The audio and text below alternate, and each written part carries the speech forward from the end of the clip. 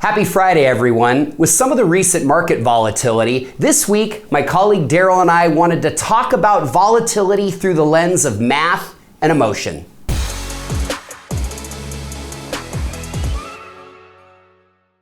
Daryl, we've been having a lot of conversations with clients over the last few weeks, hearing things like, this market is a beast, we're experiencing a crash right now, meltdown, all of these words that really trigger a lot of emotion. I know you were telling a story just about an analogy on how you view markets, especially during times like these, and I thought it would be perfect for you to share with our audience. Yeah, 100%. Thank you so much.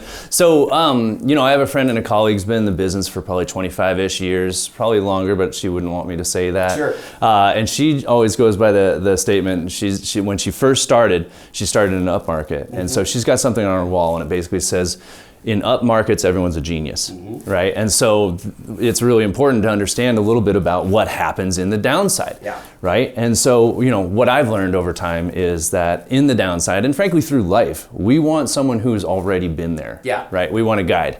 And so the analogy for me goes back to this privilege that I had when I was in college, and on several summers, I was able to lead river rafting trips on the Wenatchee River, right? And before we ever got anyone in a boat, all the guides would get together and we would start to ride the river, right? And we would get a sense of what happens. We would understand, hey, around this turn, this is where the outside current picks up. This is where this obstacle is. This is where some of the things that are seen and or unseen, here's a bridge coming up. All the different ways that we need to understand, hey, in this situation, here are the things that we're gonna prep for so that we can address and understand obstacles so that we can provide the best ride and help people get to their destination, right? And so, man, that is so absolutely true for planning, and for finance. Because what we do is we look and we say, okay, we've been here before. And the cool thing about river rafting is every single trip is different, right? So it all depends on water level, it depends on temperature, it depends on all these other things where obstacles at one point may not be seen because the water's so high.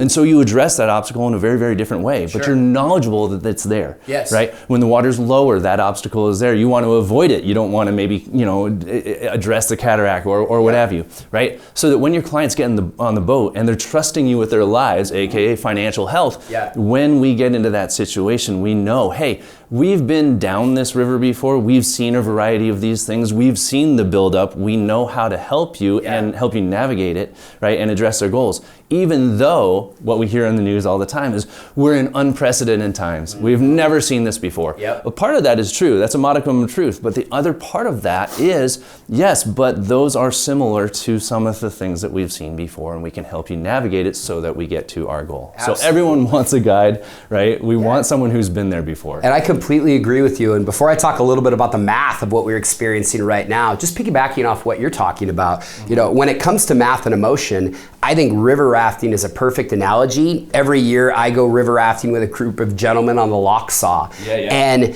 it's all fine when you're in the boat paddling along. And I look at that no different than markets. When volatility is low, when markets are steady, to me that's just like a pretty smooth river.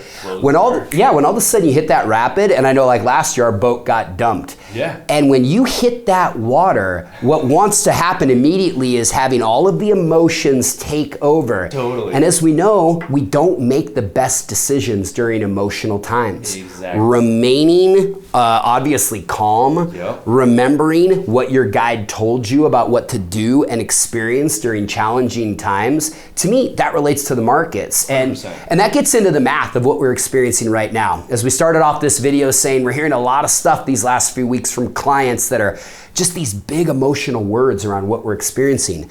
But I think keeping it in context is key. If I go back to January of this year, when I did a lunch and learn talking through the outlook of 2024 and starting that with basically synthesizing the year-end outlooks of roughly the top 30, money managers and where they thought the market would be, most of them thought the S&P 500 would end somewhere in the 51 to 5,200 range. Now, we had such a good first 6-7 months of the year. Even after this pullback that we've had currently, we're sitting here today at 5,260 on the S&P. We're not only positive for the year, we're above where most analysts thought we would end the year. But recency bias is basically saying we've anchored into the fact of like, oh my gosh, 2 years ago I was up here. Exactly. Absolutely. And I want to share a chart real quick from JP Morgan. This is their kind of asset management team, and they put out some wonderful data around what we do experience, not only in the markets over time, but during calendar years. And I thought this one was great to just kind of look at what we call intra-year declines. Over any given calendar year, what is the likelihood that the market pulls back and how far does it go? And what I really want to highlight is kind of right there on the top left corner when it says, despite average intra-year drops of 14.2%. So just to highlight that, on average, going all the way back to 1980, at some point during the calendar year, the market drops 14.2%. We still end up with, over that time frame, 33 out of 44 years, the market has been positive. And just for some context there, the market peaked, the S&P 500 on July 16th was at 5647. It currently, as I said, hovers somewhere in the 52 to 5300 range. But my point to that is our drawdown from the peak so far has been 7.56%. From our standpoint as money managers, that is very normal. This is not something that we are overly concerned about. For all of you who are clients, we've obviously done planning. We have a portfolio in place to navigate some of this volatility that we're getting. We don't even get into why it's happening, emotions around elections, things of that nature. What is the Fed going to do? Basically, to sum it up, at this point, we want to manage emotions, focus on the math, and understand that these kind of pullbacks happen. They happen every year, and we don't need to fundamentally change how we're planning or how we're managing the portfolio. We just need to manage our emotions around it. Any parting thoughts for today? Yeah, actually that leads straight into something I've got. So in my office, I've got one of the main panes of the first house that my wife and I lived in, right? And we pulled that out, and now it's my whiteboard. And on that whiteboard for a very, very long time in red ink, it says, your behavior is the best predictor of your wealth. 100%. Right? Your behavior is the best predictor of your wealth. And that attitude and that concept of being able to manage our emotions when we get into that, the shock to the system.